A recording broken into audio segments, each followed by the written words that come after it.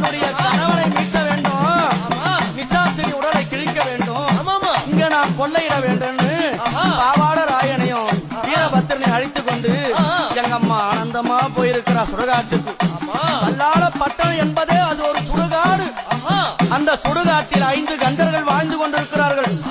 சுடுகாட்டிலேயே பிறந்து சுடுகாட்டிலேயே வளர்ந்து சுடுகாட்டி ஆட்சி புரிந்திருக்கான் வல்லாளகண்டன்.